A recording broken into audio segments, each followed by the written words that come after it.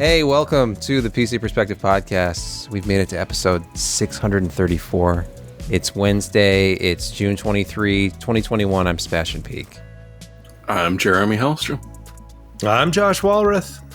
I'm Brett Van Spoonberg.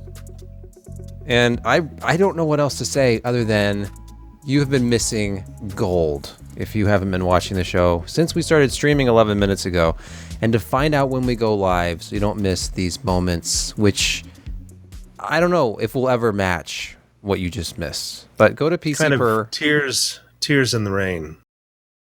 PCPer.com/subscribe. Head over to patreon.com/PCPer to support us financially. Because, you know, we like that. It helps us, and we're very appreciative of it. Having clicked on a new link that you're about to reveal, Josh might smoke you a kipper. Yes, we have we don't just have burger update this week, which is our next segment that I just Jeremy seamlessly moved into. We have a smoker update too. Which one do you want to tackle first, Josh? First, camera 2. Smoker update. Okay. Father's Day? Yeah, you got a new thing. So yeah, it's Mastercraft 30-inch smoker, electric smoker. The kids, they got jobs and they decided, no, Masterbuilt, sorry. Let's get the old man something he actually wants for a change. And they pitched in and they got me a Masterbuilt digital electric smoker. Digital because it is digitally controlled, temperature-wise. It's got remote control, doesn't it? No, it does not have a remote control. Oh, it's not okay. Bluetooth or anything like that. So it's perfectly fine with me. If I were to monitor temperature, I'd have to get one of those Bluetooth probes that you'd put in there and whatever. But no, this is we smoked some ribeyes after seasoning it and kind of getting all the funky flavor and smell out of there. And they came out really good. I mean, I smoked them a little too much, didn't heat them nearly enough, but, this is the first time I ever used it. And so this was, it's I can see some advantages of having older children who are willing to actually spend some money on their old man rather than the old man spending a lot of money on them. So, yeah, I'm happy. Now I got to get a cover for it so it's protected out in the elements. Yeah. But, yeah. Oh, I'm fine. It's easy to use. Just found a picture of that steak. Here is, this is your first attempt? Yep. Did a good. reverse sear on it. So, you smoked it for an hour and 10, 15 minutes. I could have done a little bit longer, I think. And then I have a IR kind of grill that's attached to my charcoal/gas grill. And you put it on there for about a minute aside, and it gets you a nice little sear going on there. Crusts up the seasonings nicely. And you've got the smoke. It's good stuff.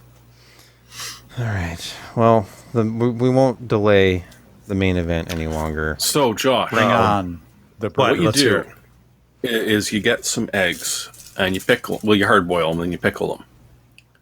Then you smoke them. Really? Mind blowing. That's interesting. Do you do it in the shell good. or outside? We've done them both. If you like a really ridiculously strong smoke taste, peel the shell off. If you just want sort of the smoky flavor, keep the shell on. Or, just do a dozen, strip half, don't strip the other half. Nice. Well worth it. And you're wearing an Up have in to give Smoke that a shirt, a Cheech and Chong movie. No, this is actually Chipotle Tabasco, but I still love it. Oh. 'Cause, the reference still stands. Okay. So continuing poor our Mir podcast. Mir PPC just commented, damn it, Josh. I just got a message from my dad asking me, why don't you do this for me? Sorry, Mir. Look, if you love your always dad, that one guy. you'll buy If him you this love one. your father, has Then he he's given have- up a lot? He needs to have digital you. technology. Yeah. He needs to have logic No, I'm chips. ecstatic. I can't wait to try. Can't wait to try a brisket. But I gotta do more practice first before. Don't start with the that. brisket, because that's 12 hours you can really screw up. It's like I said, I got to do some practice, but I'm looking forward to it. Gotta do But ribs. anyway. Ribs. Yeah, I could do St. ribs. Louis Ribs are pretty style. easy. Yeah, yep. St. Louis style. And because of the magic of the internet, you can get all kinds of really good recipes. It's true. Yeah. Okay. Josh, speaking of How was the burger? recipes, what was the burger and how was it? Oh my gosh. Do tell. I can't remember the name of it, but it was something insane. But That's a good name. so imagine, if you will. Is that a grilled cheeseburger? Well, hang on. Imagine, if you will, a universe where people put 2 grilled cheese sandwiches as buns to a burger filled with more cheese and burger and bacon, and you'll get my burger. So essentially, the top bun is a full grilled cheese sandwich. The bottom bun is also a full grilled cheese sandwich. And then they put cheese in between the burgers and then top that off with bacon and crunched it all in Good there. Lord. This has probably got to be like 1,600 calories. Easy. It just, it's ludicrous. This is, I'm not eating anything else, obviously, for actually another 36 hours. Yeah, after it'll that be one. Friday by the time you're eating, I think. Yeah, and it's just I was thinking maybe I'll get fries with this, and then I looked at the board that had listed all the stuff on it, and I was like, no, I'm getting a salad. It's going to help things move through a little bit better, and it's not going to add starches or calories or saturated fat or salt or all those other fun and good things. So this was an extremely over-the-top burger, but it was tasty. If you like cheese, it's got lots of cheese. And yeah, it was really good. And some days you just got to get out here and try this stuff because it's nuts what they do Sounds there. like it. Yeah. So anyway, yeah, that's the hardtack on the plate of the week. Oh, It sounds a bit gluttonous. A bit. A bit.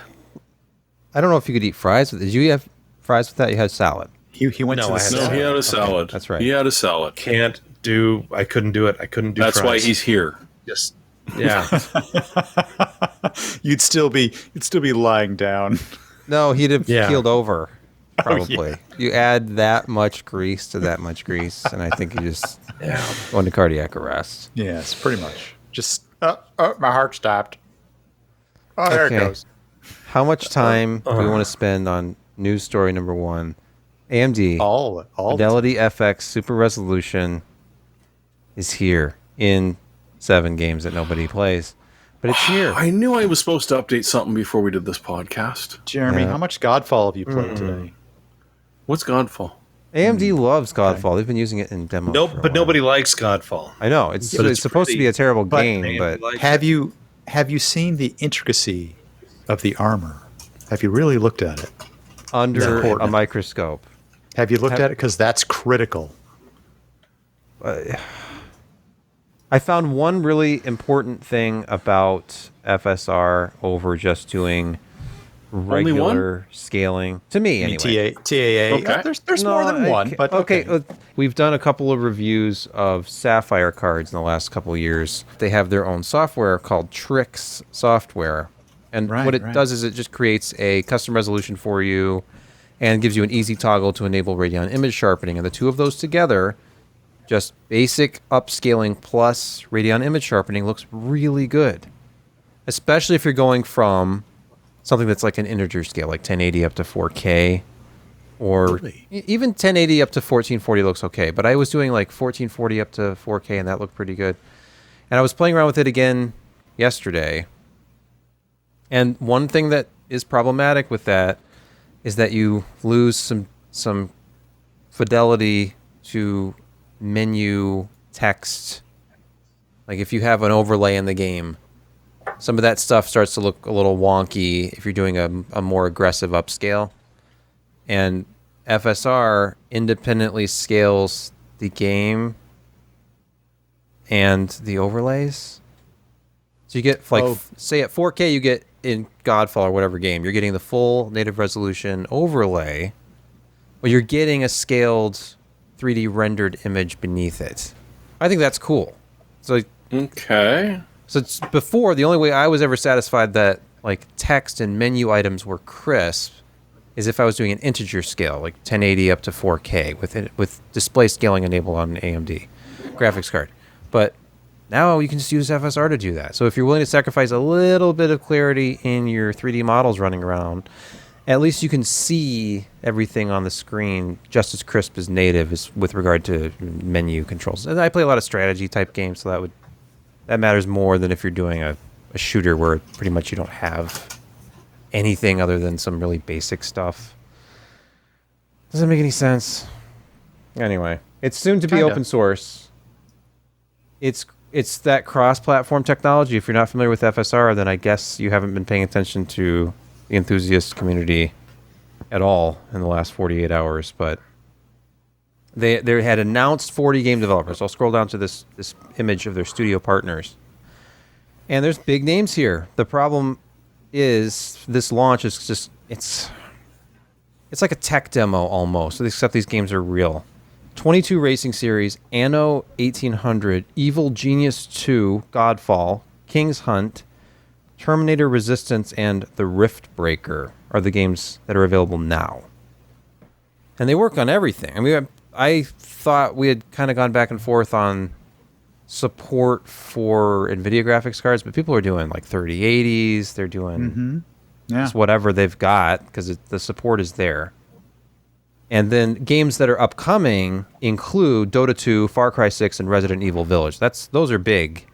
Obviously, Dota 2 has a huge player base, and then Far Cry 6 is coming out. I think it's still about to be released. And then Resident Evil Village, of course, is a popular game. Like November. So, yeah. So those are key titles, and there's going to be a lot more. There was a longer list than this. I have to read the whole press release, but obviously the performance is huge because you get like a 2x or 2.5x improvement depending on the aggressiveness of your upscaling. But have you guys actually played with this yet? This is free. Do you have any of these games? No, but I could update the new driver anytime now. Oh, like right now on the show? Yeah, I could. Oh. They don't make you reboot just like anymore, your firmware, which is silly. Yeah. No, the wonderful thing about this is that, like everything else AMD has done, they don't care what hardware you're running. This will work on Intel G. This will work on your NVIDIA cards. This will just work on the handful of games that it's currently supported for. But it'll be the same as FreeSync, where, it starts out a little bit later, and the adoption doesn't sort of roll out really quickly, but all of a sudden it's going to catch on, and a lot of people are going to realize, wait, we don't have to deal with licensing, we don't have to deal with working with a specific vendor to be able to make this work. It's just bloody well going to work. And the other nice thing about it, the review that I dug up from somewhere, where was that? No, that was your article.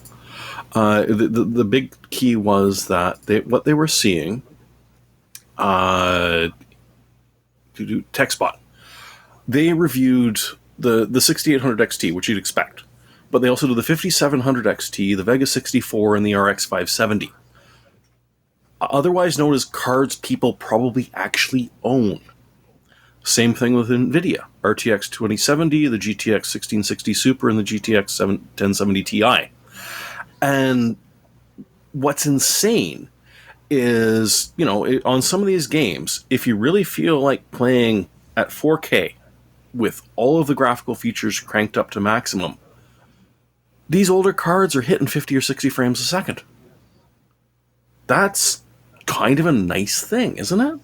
That your older hardware is now actually able to, use this to play some of the newer games that from that handful, but don't worry, there's more coming, that at a reasonable frame rate. I really like the fact that they said, you know what, let's make this backwards compatible as far as we can and see what we can do. So that was, of everything, that was the most important thing that I saw from this one. Well, there's going to be the inevitable comparisons to DLSS, and as you were saying, The developer How does that support- work on the old Vega 64? Well, clearly it doesn't. But one of the barriers to DLSS is they need to integrate it with not only do they need to characterize the resolutions, but they need to do DLSS does motion prediction, so vectorization, like where things are going to be moving on the screen. So they have to be a little bit more tightly coupled to the game engine to figure out like where stuff is going. And AMD does not need that with FSR. Now, NVIDIA is probably going to win in just edging out them a little bit in image quality, but is it really going to matter? And that's sort of the FreeSync, G-Sync argument there again. It's probably not going to matter, and AMD is going to probably get a lot of traction out of this. But that's kind of the developmental difference, one of the developmental differences between the two. And I think the support is going all the way back to, at least on NVIDIA, all the way back to Maxwell, I think. Yes. And then from that forward, and then as you were saying, I think as far as the RX 470-ish, right around in there, 570, something like that. But yeah, it's pretty 570 for wide. sure, but 470, maybe. Those cards are probably on their last They're legs. really Never mind close. with them. But they were really close. It's true. But they were really close in, like, their guts were very, very similar. So I wouldn't be surprised if it was. But yeah. Well, they're essentially the same. So yes. Yes. Correct. Yeah. The sticker is different, Josh. Yes, I know. Yeah. The process was refined. The process was refined. It's really interesting in that modern GPUs have a tremendous amount of performance to them. I mean, they can crunch numbers. And, as games get more and more complex, they're asked to do, a lot more interesting things. But it's kind of interesting because this is the whole, there's more than one way to skin a cat. So they're using performance that's taken away from really complex functions in something that's less complex, but still visually appealing in that they can, scale this up. And it's a really interesting, juggling routine to be able to do this. I mean, with NVIDIA, with DLSS, they actually use the machine learning, the matrice calculations to be able to do this and do it really effectively and really interestingly with DLSS 2.0. And so it's, AMD's taken a different route in that it's more general purpose, but it's a really, really interesting way of kind of looking at how to make an image look better and still get good edge definition. And like Sebastian was talking about, menu items and text and stuff like that without blurring everything up beyond recognition. And it's not as good looking as DLSS. And really, it seems to hit its stride at 4K. Anything above that, you're getting some strange, performance and kind of things don't look as good. It gets even blurrier.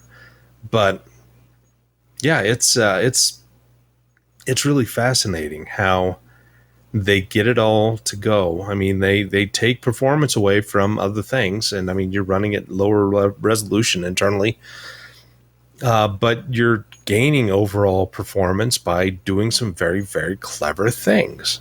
And we're going to see much more of this in the future because process technology ain't getting any easier. And where we're really going to see gains is in design and in software. And so we're not going to get these easy jumps with, more density, more performance, lower power. They're going to have to think outside of the box. And this is a both companies, NVIDIA and AMD. I mean, they're doing exactly that. They're giving consumers a lot more for their money than what they originally expected. And I think that's a positive. Of course, we still have to balance that against not being able to buy new video cards. But that seems to be getting better because I actually saw 2 recent video cards on Newegg, and they stayed there for a while. It was only a 1650 at like $300 and some odd dollars. But still, those had typically been bought up nonstop. And then I saw actually a 6700 for $900, which is not a great price. It's double the price. But again, it stayed there for a while. And I haven't seen that in ages. But yeah, back to super resolution. It's a good option to have for users if you want to use it, and it makes things more playable at higher resolutions to give you a little bit better visual quality overall, if that's what you're looking for. Well, more frames at a still very acceptable resolution. Yeah. Or image quality. Reasonable. Sorry. Yeah. Yep. No offense to those people that like blurry slideshows. Stop. Speaking this of, is not a Vaseline blurry, slideshow. You know, I was going to say, is like, I prefer to spread Vaseline over my monitor, but that's... it's quicker. Personal choice. Yeah. Josh, I think the crackdown in China that happened on miners over there is actually having a positive That's my influence. pick. Don't. Yeah, let's not jump ahead of ourselves. Let's talk more about FSR. Now, if you look at outlets like TechSpot, I don't remember if they also had photos. Essentially, what I would like to see and what I need to do myself are photos of a monitor. But even then, you're going to run into problems when you downsample and compress for the internet. Here's an example of what I'm talking about. There's a comparison in the TechSpot review of native 4K versus FSR ultra quality. And this is a JPEG image. So already there's lossy compression being applied. So when when you go to like compare these two, I'm going to zoom in. Okay, so here's ultra quality. Let's look at his hair. Okay, it looks like garbage. This is all averaged out to hell. Where's the NVIDIA TresFX? Hey, hold on a second. Your point should be well understood here. Those are JPEG blocking artifacts at that zoom level. Yeah. Okay. So if I'm really trying to get, okay, let's look at the FSR image. Okay, let's zoom in on something like his hair. It's like, oh wait, it's the same. You're still seeing JPEG blocking artifacts. Those are 8x8 squares. So I mean, if you just look at it like zoomed out. Okay, let's look at the detail of the sword here. You can still make out like the pattern at the, what is this? The nub? The pommel. The pommel. Okay. Yeah, and it's the leg armor you need to be focused on. Leg armor? I see. There's more details here. Yeah, okay. Right there. All right, so let's go over and look at the FSR image. And look, it's still there. Fine. There's a little bit of blurring on the pommel here. Yeah, it's worse. Okay, I didn't notice that before. Yeah, not horribly so. So even with the JPEG, you can see that, but it's not. True. It's very minimal. And imagine this is something that's going to be in motion. You're not pausing stuff to look at it when it's in motion. The problem is you're getting quantization and high frequency roll off in the JPEG compression anyway. So and color shifting and all that. So there's problems. Why didn't they save it as a PNG? Come on. I know, but the bandwidth. Maybe reasons. Maybe they have a policy. Maybe they weren't thinking about it. Is kind of probably true. Back in the day, Ryan's rule, at least when I started, was try to just keep your images to 2 megabytes or less. So I was throwing up just huge image files, and I used PNGs a lot too. Like that's close to 2 megs. It's fine. So instead of like, okay, I meant maybe up to 2, and I was always doing like at 2. I was having Photoshop export at 2048 kilobytes. So like, oh, okay, so I should really do 1 megabyte then. But the thing is that way you're sort of avoiding Muller's ratchet. What? The idea that once you've posted an image to the internet, the only thing it can become is worse. As it gets cropped, downsampled, like it's irreversible. It will never get better. Yeah. That makes sense.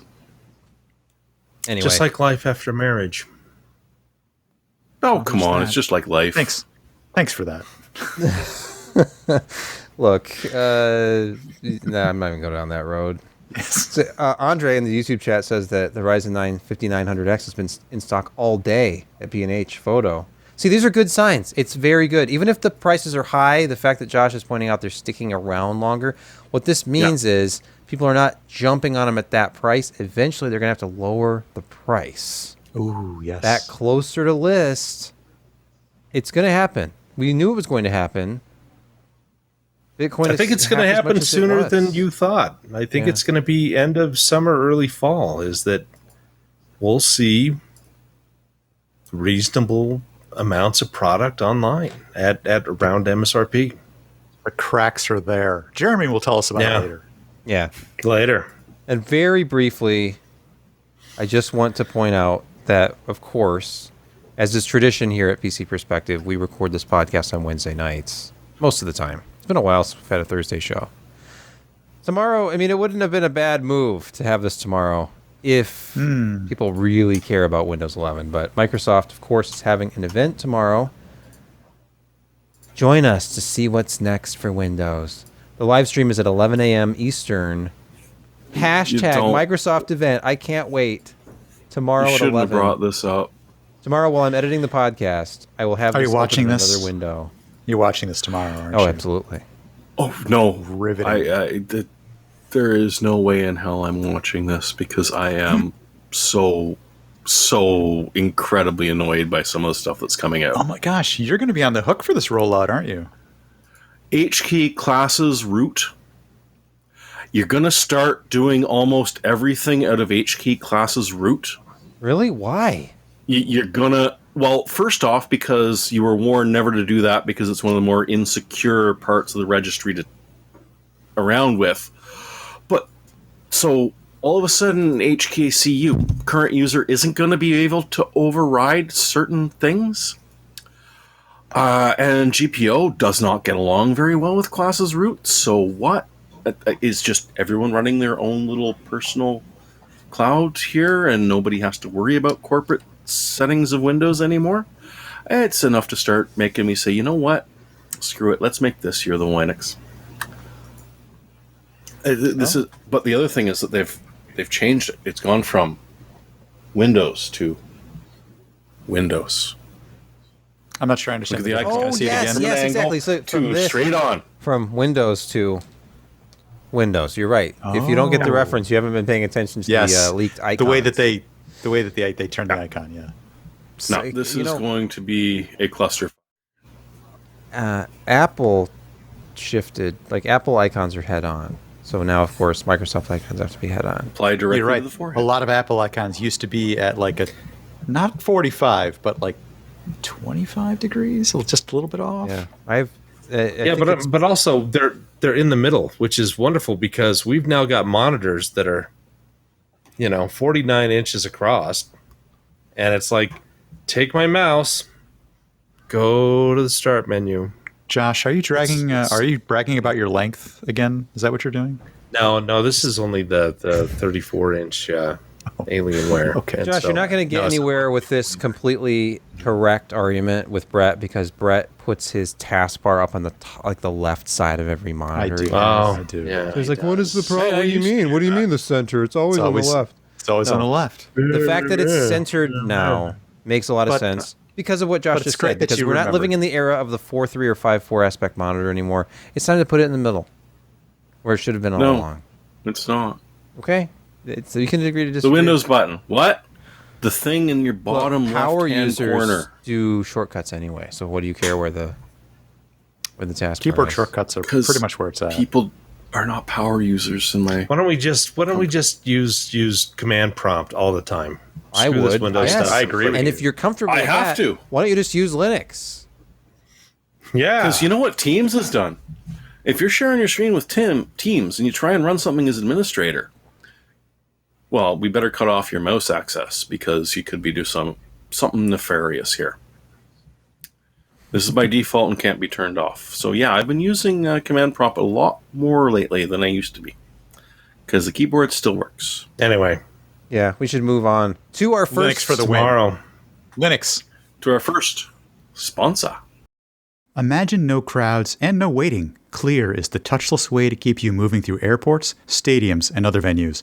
I'll be using it myself on my next trip. With Clear, all you need is you. After a quick one-time enrollment with your government-issued ID, you can just use your face or eyes to keep you moving through security with speed and confidence. Over 5.5 million people are already using Clear for faster entry today, and you can too. Enrollment is fast and easy. Head over to clearme.com/PCPer for more information and use our offer code PCPer to get your first 2 months free. They even have friendly ambassadors to help you finish the process so you can start using Clear right away. Get back out there and start traveling again. And using Clear is the absolute best way to help you get back to what you love. They have locations in over 35 airports across the country, making it safer, easier, and faster to reunite with loved ones and take that much-needed vacation. It works great with PreCheck too. And right now, for a limited time, you can get your first 2 months of Clear for free. Go to clearme.com/PCPer and use code PCPer. That's CLEARME.com/PCPer. And with offer code PCPer for your first 2 months of Clear free.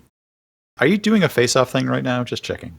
Hold on. I really Number hate two. the movie, but I will still bring it up. What? All right. I have no idea what's Take your going on. Hang on. Do it again. Do it. Okay, hold on. Take your face. Oh, you're doing it. You're there. Stop. That's it. You got the one. That's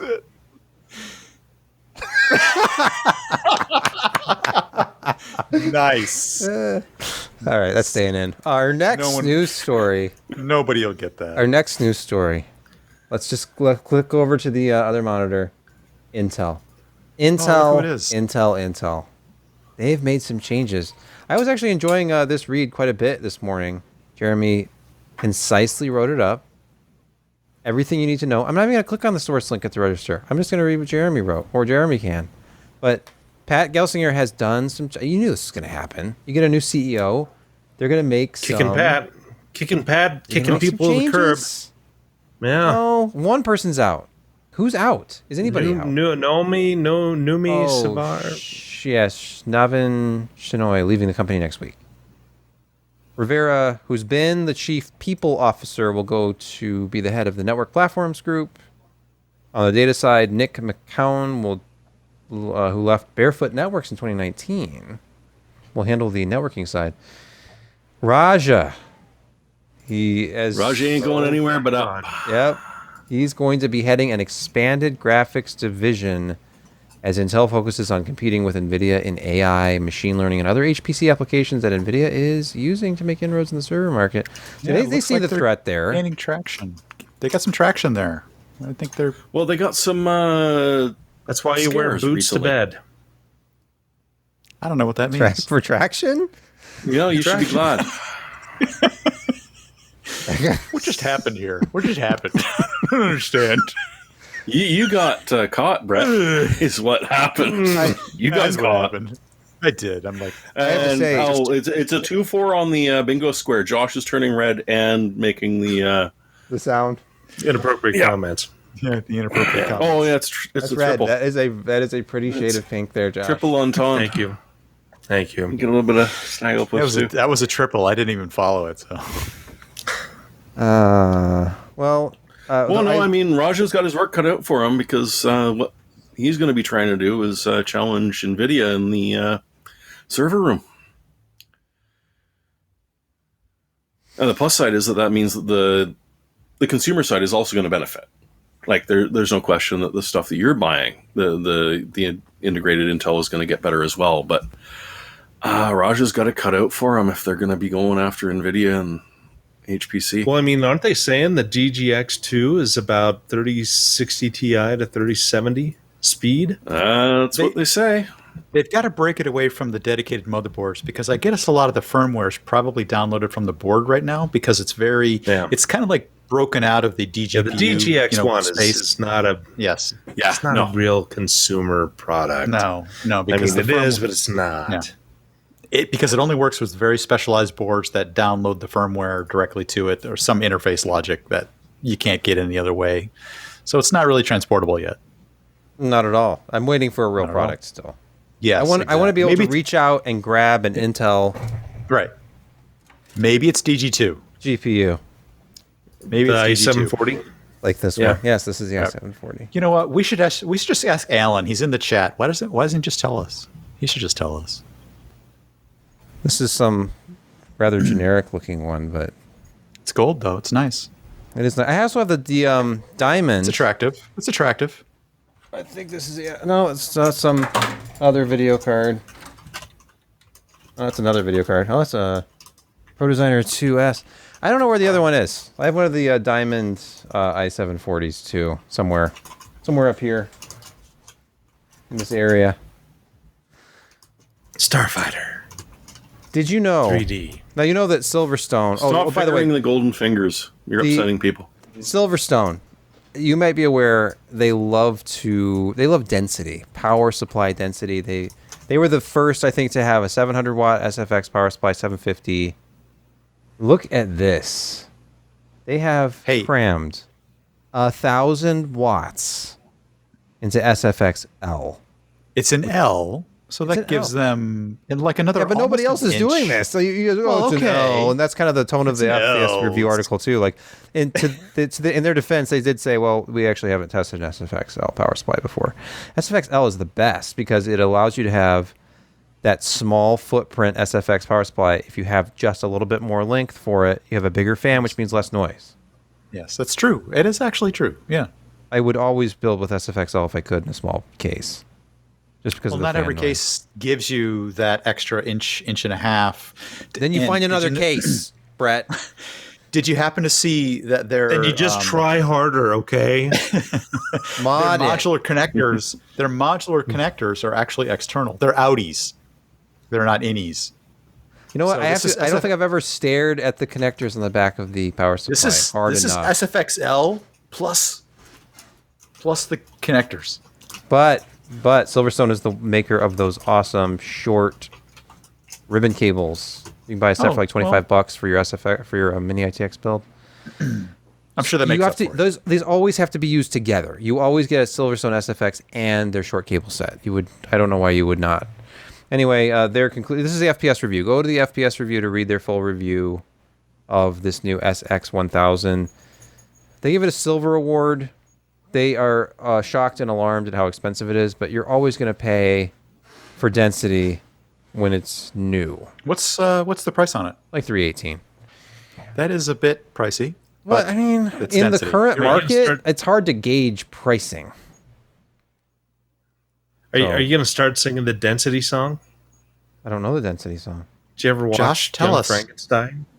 Young Frankenstein. Yeah, I've seen Young Frankenstein. Yeah. It's when he Look at the size of those. density. Look at the size of those knockers.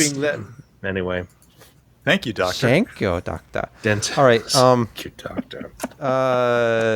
Jeremy wrote up a story about counterfeit. Can you imagine? Okay, well done. This is a great picture. I know, this is great. There doesn't appear to be a whole lot going on under the hood here.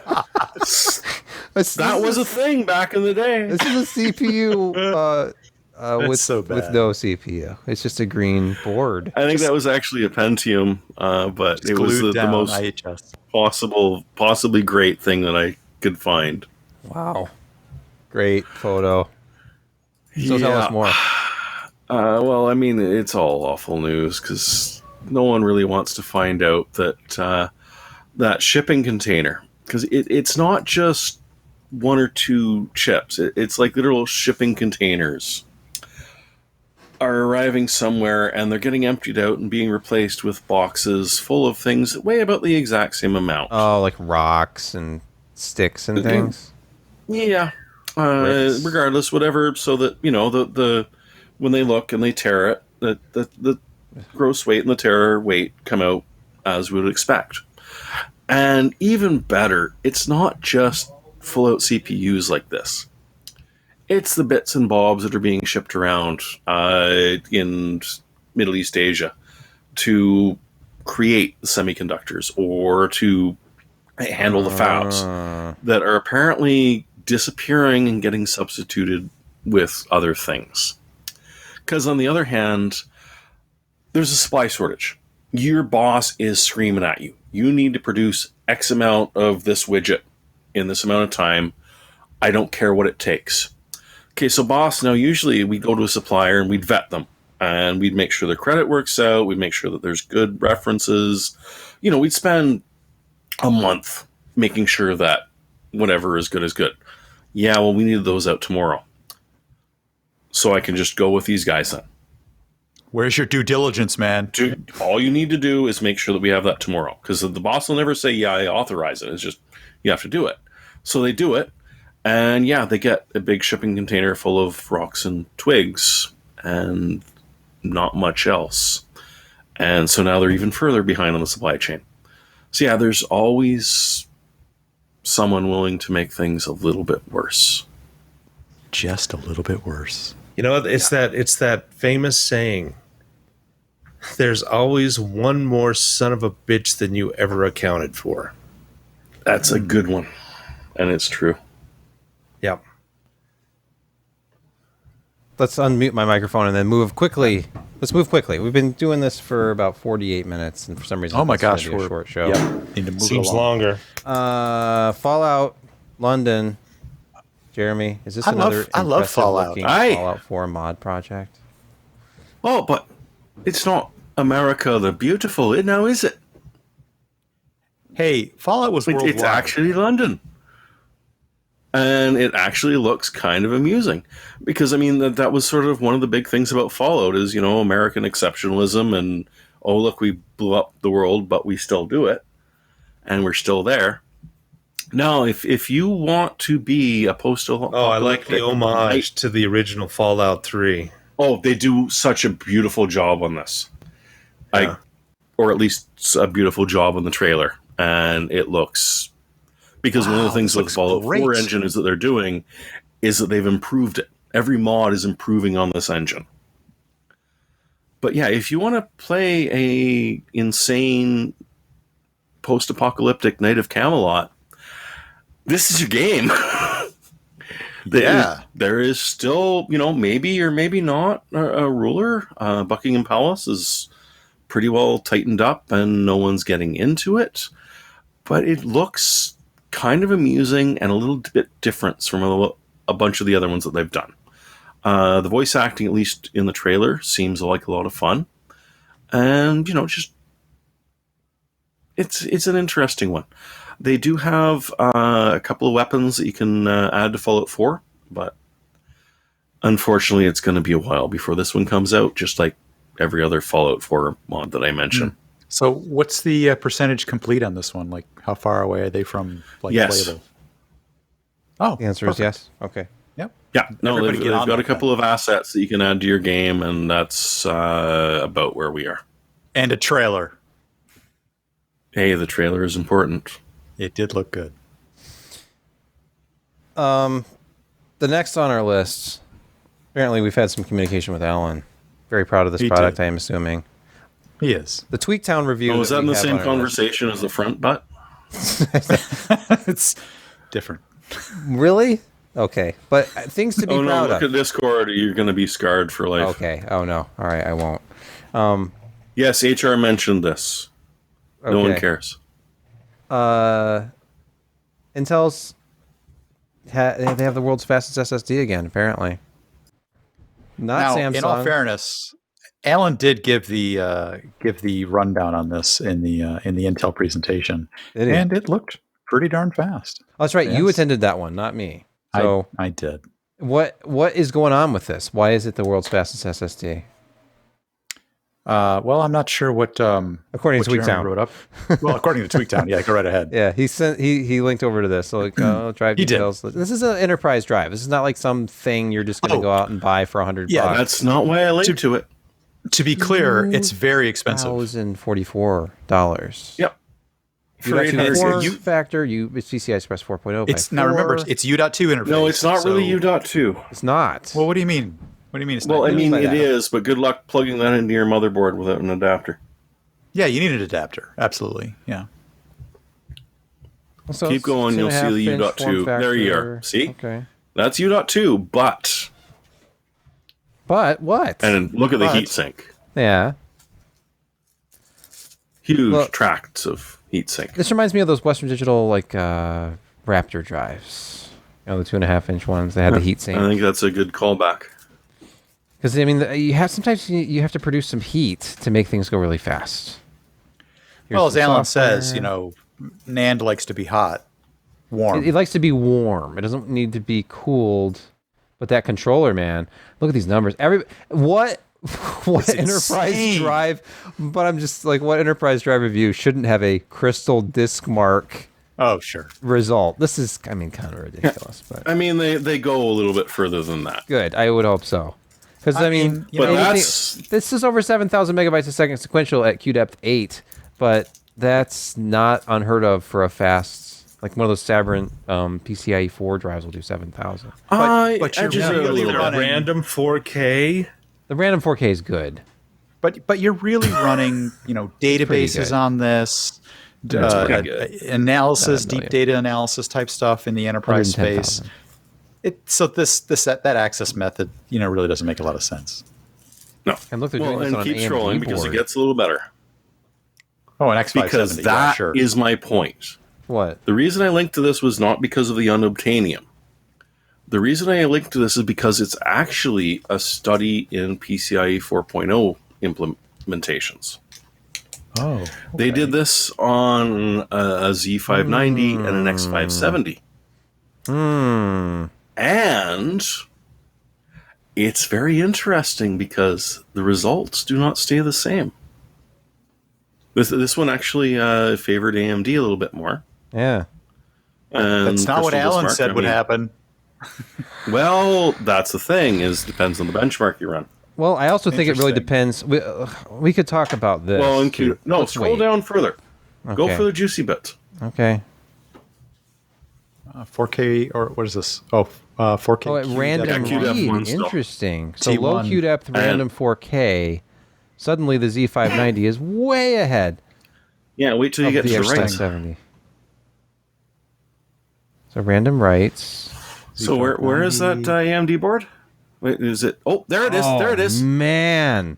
Okay, Wow. for audio listeners, the Intel P5800X with the Z590 platform is getting you 440 megabytes per second random 4K QDEP one. The X570 board with the same drive, 361. That is 80 megabytes slower with the same might workload. And generally, they use an Intel test bed, so a lot of the other stuff is done on the Intel test bed. But Yeah. this really sort of shows that I'll keep going. Ignore the senior cruise package. Okay, I know you but want to join it. I was right. interested. I mean, cruises are coming back. You can go back to it. Let's see. Read score. So again, reads yeah, pretty close. but Go to still writes. 1,000 higher with not quite Yeah. 1,000. But man, those writes. I wonder how much of this has to do with the implementation of like just the way that Intel memory interfaces with. I mean, when storage. you've got the processor, the motherboard, and the storage coming from the same company, yes, there's going to be hang a on bit a of sec. benefit. This is a U.2 interface. So what interface did they use okay. to get on both of these boards? That's true. That's really X570 does not have question. U.2 support. See, on any board, does it? this is one of the things that annoys me about these guys is they don't actually give the full rundown of how they do their testing. That would That would be that kind of could be the interesting. limitation of whatever controller they're using on like a PCI Express card at that point. That's what I'm thinking. Okay. Well, Maybe it's a factor. Not that that's everything to blame, but it might be part of it. You don't know. Yeah, and I don't think they actually mentioned using a. Did they use an adapter card, or was it just an adapter ribbon? Well, I mean, they have to. speaking of adapters, I have to leave the frame for a moment to plug in this laptop, or it's going to die.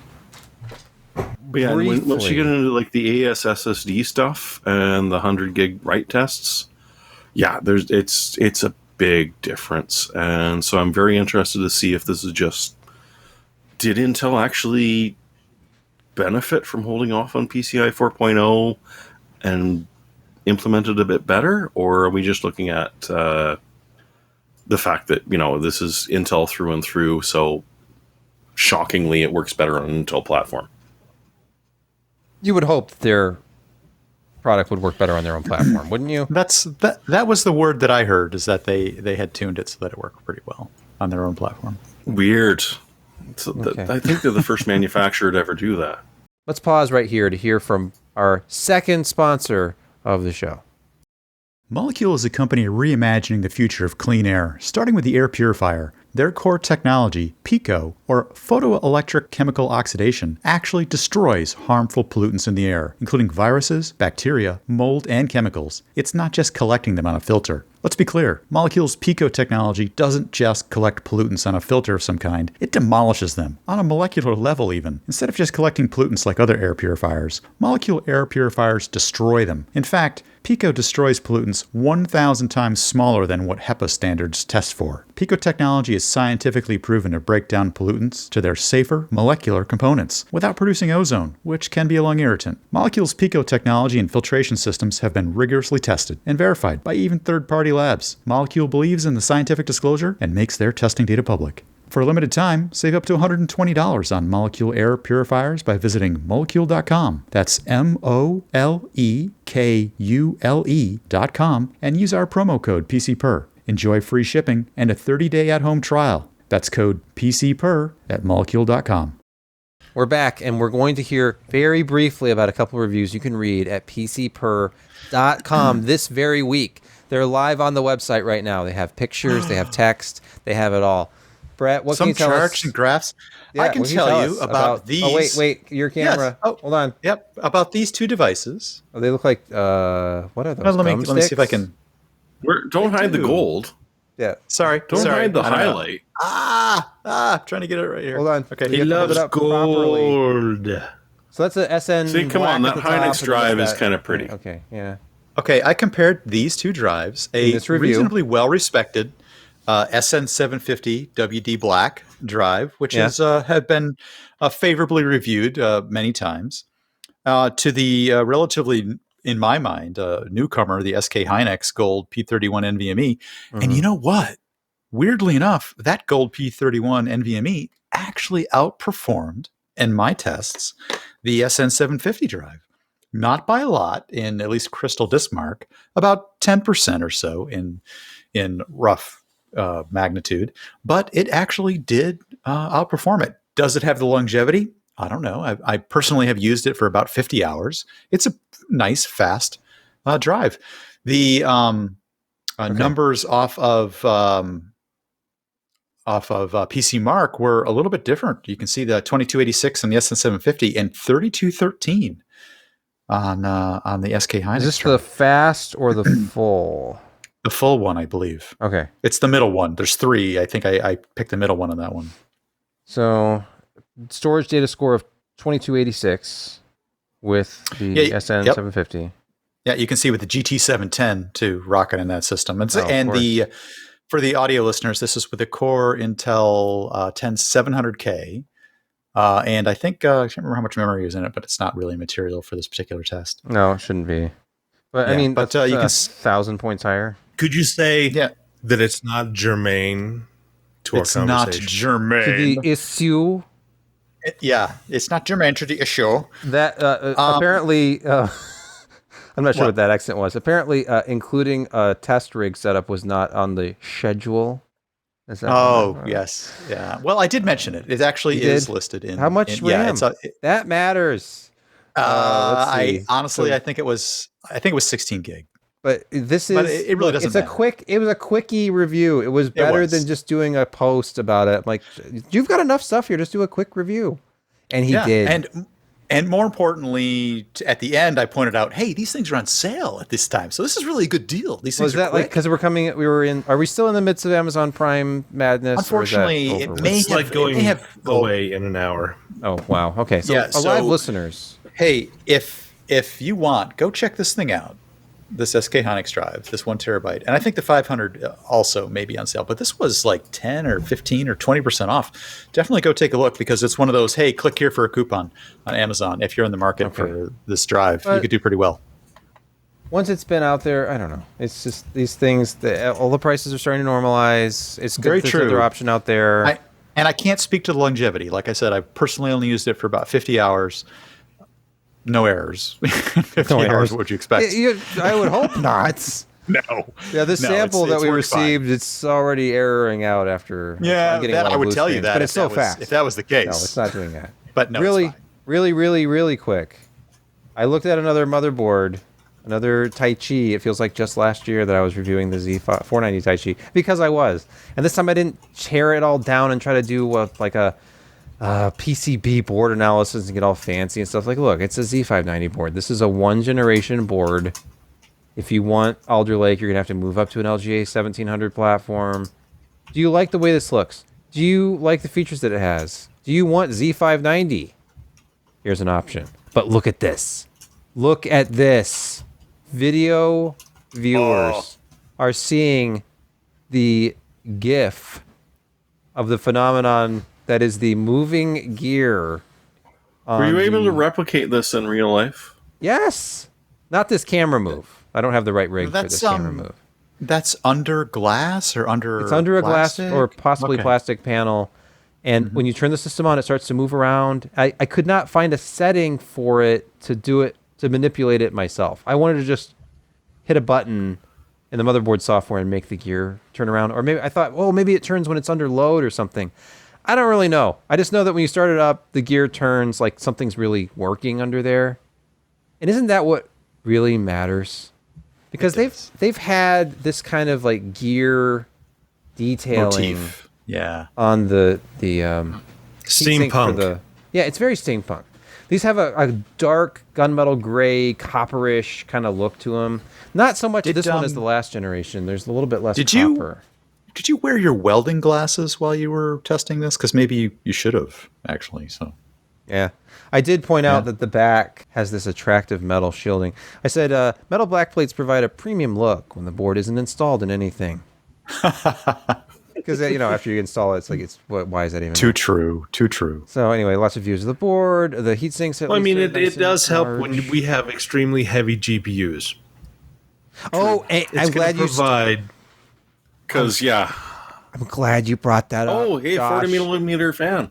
Because look, this has the avoid embarrassing GPU sag once and for all. Oh, the patent pending GPU holder. How does it It's work? patent pending. Look, it's got a slidey thing. Show it to us. it looks better than the card jack AMD used to sell me with the graphics It's a card. metal bracket that you attach to the side of the motherboard. I've got something like that attached to my chair. Do you have it? Was it included? Yes, it was. All right, look at this. Look what else is included. Yeah, An 40mm fan fan. bracket. It comes with a 30mm fan in a bracket. but you even have this better. Optional 40mm fan. And as I hilariously pointed out, active cooling on VRMs really blows.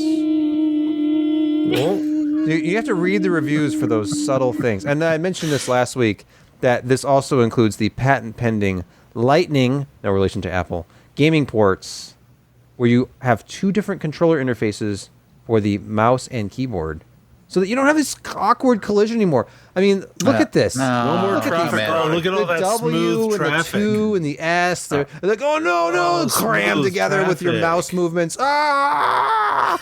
But then... And there's over a crossing here, guard saying, nope, you can't do look it at now. that smooth cursor movement. So they have two different controllers. Look at that smooth traffic. Never have a mouse cursor event collide with a WASD again. Why don't just use the PS2 port? Well, this doesn't have one. Well, Unlike previous Mama, don't boards, take my PS2 they port dropped away. the PS2 port. Can you Exactly. believe it? no Guns N' Roses. What I really wanted to talk about was the BIOS. Because the only thing that really interests me about these Intel boards is That wasn't Guns N' Roses. how Stick my will guns in the ground. the Let's motherboard go down vendor, to Firmware City, where the bits are fat. I'm gonna power through this. How do they approach power limits on an Intel CPU? Here is the screen showing the defaults. These are the setup defaults when I booted it up, updated the BIOS to P160, the latest version. Long duration power limit was a mere 4,095.875 watts. Oh yeah, talk Sorry, about The what? short duration power limit CPU. was 4,095.875 watts. What kind of capacitors do you have on this mofo? Not enough for that. How did this compare to beyond using, super caps. How does this compare to using the CPU on other boards? Well, they only have one other Z590 board here, and it's the Maximus 13 Hero. So I compared the two. This is the Serious chart. splicing. This was it. I did it. So the Maximus 13 Hero. Remember, if you are an ardent listener, you'll know that I first tested it on BIOS 0605, only to have a new BIOS come down shortly before the review was set to go live, 0704, which dramatically improved performance. So if you look at the Blender Classroom render, it's CPU cycles. This is all cores, all threads. It took it down from 444 or 447 seconds down to 429.7 seconds, just with a BIOS update. This is both with no limits enforced or anything. The same Intel Core i9 11900K CPU. Now this ASRock Taichi board, again with those ridiculous 4095 watt limits, and essentially no limits, took it 450 seconds, so a little bit longer than that 0605 BIOS on the Hero, but nowhere near as fast as that 0704 BIOS update. Now, there was another feature that I haven't really talked about called the Dual Tau Boost, which I'm thinking, oh, this is the thing that's going to enable the high, the really fast clocks and the insane power limits. And no, that actually enforces power limits. Let me show you what I'm talking about. We'll look at some other... Anyway, all you need to know about these results is they're fairly close, but in the all-core test, the Maximus 13 Hero dominates, but in the high single-threaded performance gaming GPU type tests, the ASRock board is on top by a little bit. Dota 2 and in Time Spy, it was a little bit better. And if you look at the frequency, here's just the difference in frequency between auto and dual tau on the ASRock Taichi board. Whereas you can see right here, after you reach that first duration of about 28 seconds, it drops down to considerably slower, from 4.8 gigahertz down to about 4.55. And then at about 128 seconds, it drops again to about it settles at about 4.2 gigahertz. And what's going on here is 100% power related. So one of them is operating at about 211 watts. The other one is 211 down to 165 down to 125. And it stays at 125 for the duration of the test, which is the TDP of the CPU. So this is normal behavior. This is your 28, 100. Well, I mean, you can set the PL1, PL2, and the tau yourself if you want to, but and if you look at, I then brought in the Asus board under BIOS 0704. It is maintaining 5 gigahertz on all cores all the time. Ooh. So, and I think I talked about that when I did the review, but it's just overclocking the CPU. And you think, okay, man, 5 gigahertz all core, and this is the same CPU sample. Look at the difference in performance here. And this is just set to auto. I want that free performance. Well, nothing is free in this world. And to get that kind of performance, look at the red line on this chart. It is pulling upwards of 270 watts consistently, as opposed to the roughly 211 watts that the Taichi board will pull with the same CPU. You must have had good cooling on this. What did you have on it?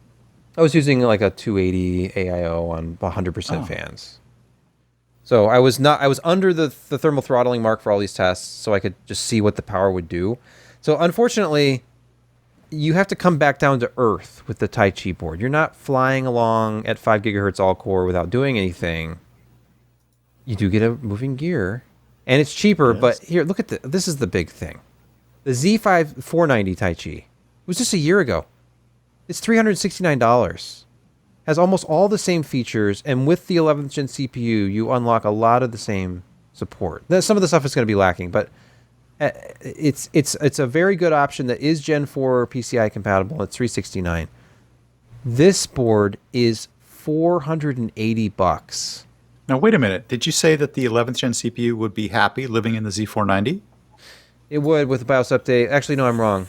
It's not. It's $459. No. It's $459. So I'm a little off there, but ultimately my point is these boards got a lot more expensive. They got like $80 more expensive gen over gen. I know everything's more expensive right now, but the 480 was actually the Asus board, so they're pretty close. Would you get the Maximus 13 Hero Wi-Fi whatever for 480, or would you get this one for 460? No, I feel like. I mean, and why would you buy a Z590 board anyway? Well, really, get a cheaper Z490 board unless you need that 11 series.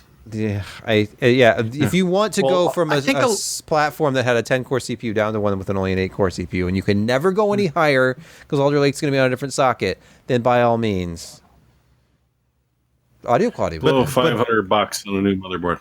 Yeah, but does it have the anti-dust shield?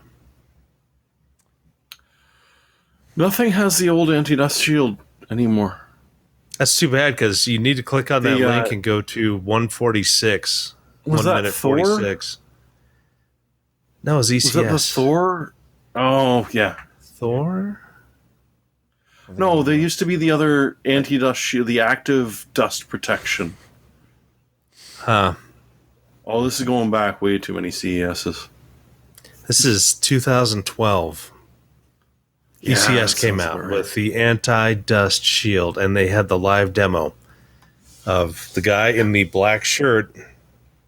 Oh, no. Oh, yeah. Yeah, they called him Talcum X after this, and you'll see why if you do play the video. No, why do I have to play the video? I don't know. Why not? Okay, anyway, well, maybe after show you can show people. All right, we'll do that in the after show. I'm pulling up Discord. ACS ADS. Go look it up. I spent way too long on that motherboard anyway. The problem with it is that it's Z590 and that it's too expensive. But you get PCIe 4.0. Yes, you do. You get more lanes of it. You sure do. Wait, did you not click the link on our staff Discord? Yeah, like he literally gave it to you. It's in the staff. Cooked on the a videos platter. right there. Oh, this is YouTube. Yeah. It's ECS The channel. link is right there. It's right here. There he is. So he's showing the dust Look bunnies. at all the dust. Oh no. Clearly, those are naturally occurring dust bunnies and not they have not been placed there. No. Black shirt. No worries. He's got a solution for you. Let's check it out. Okay, this is definitely after show territory here. But let's but watch just it go to now 146 because you've got to see what he pours into. Yeah, no, jump ahead. 146. Yes, there you go. There you go. Here it goes. Paper On the towel? dust What is goes. this? That is totally not cocaine. It is something else.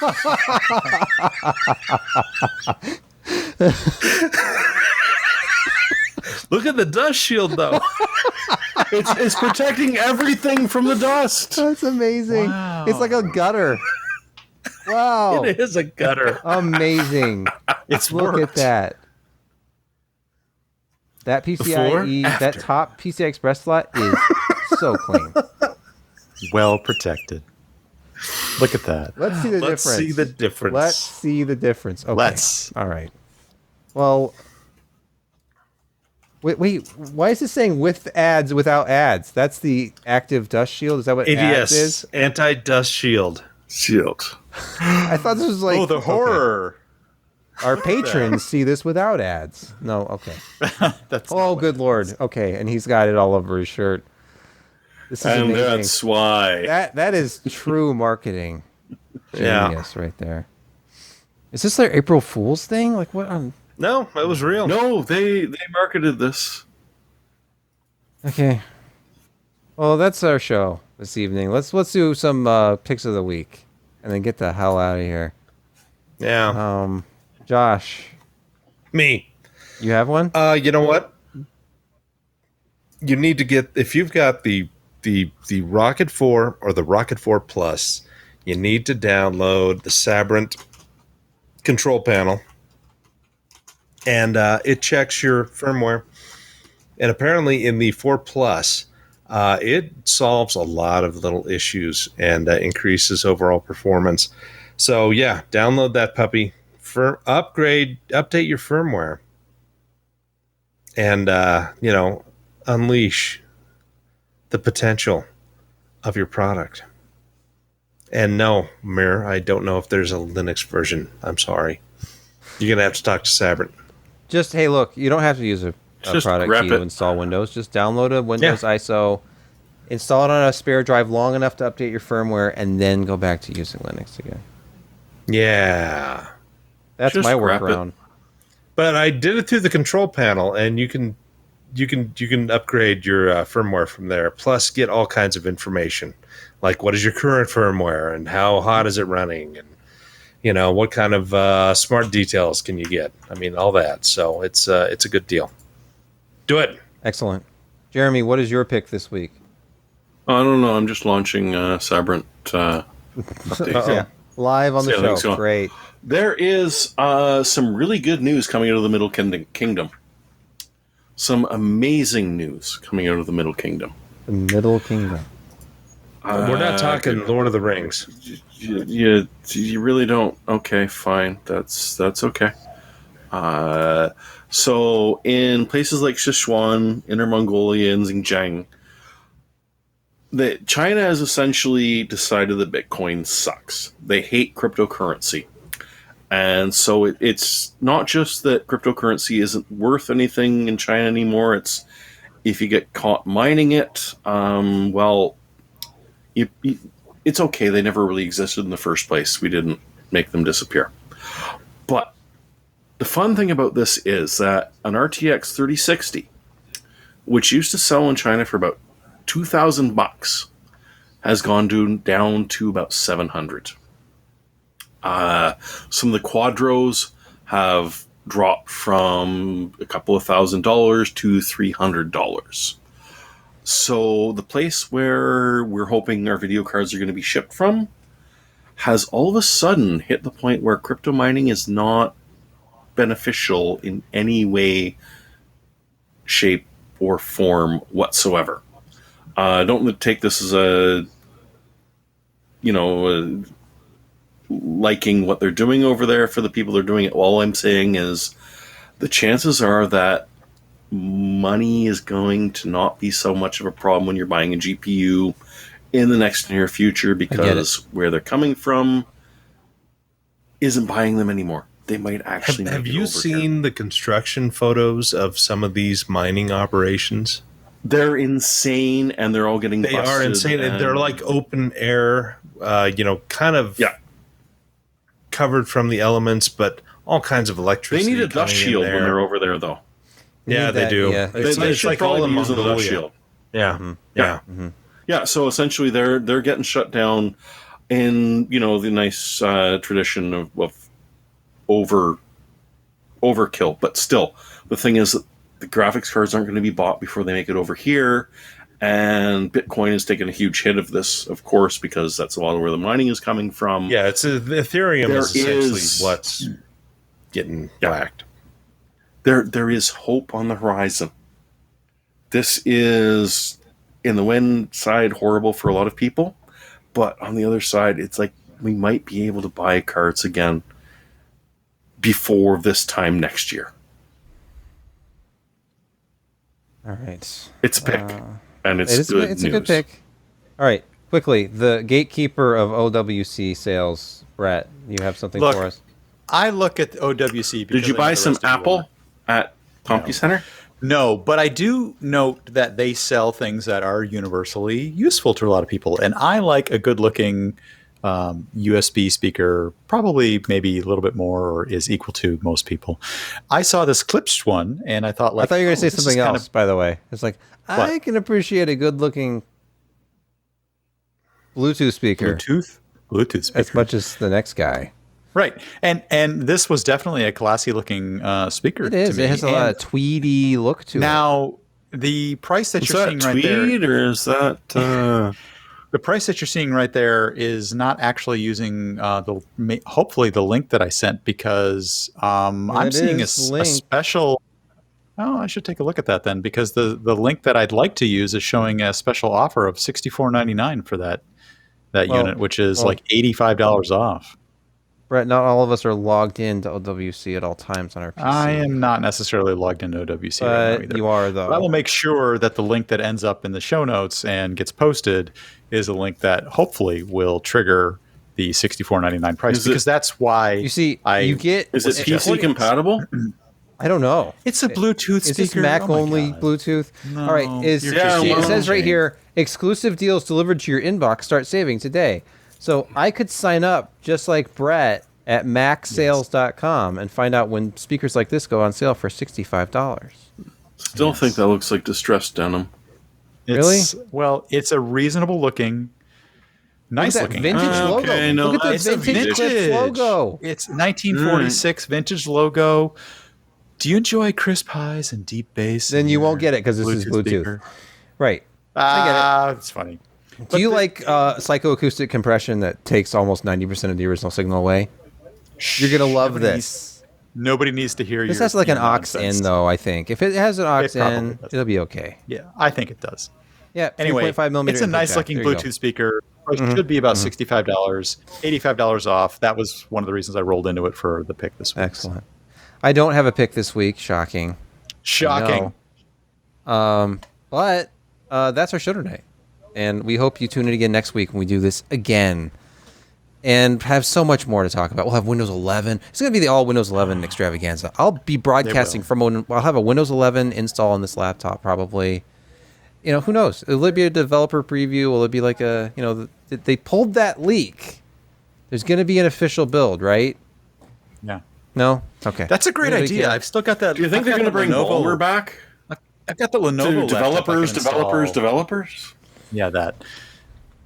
I think I'll do that. I'll take a look at Windows 11 on that laptop. Sure you will. Sure you will. Sure I will. Yep. I mean, you I'm have a lot alive. of x86 hardware to do that on. And in I lieu do. of other operating systems that might run on those. Why do you have that? Bothers you a lot. It really does. It bothers you that I bring it up, so I keep doing it. That's what happens. If it's easy to push the true. buttons, I'm going to keep doing it. All right. Thank you, everybody. Good night. This is the proper ending of the show. We're not just going to cut it off in mid-sentence.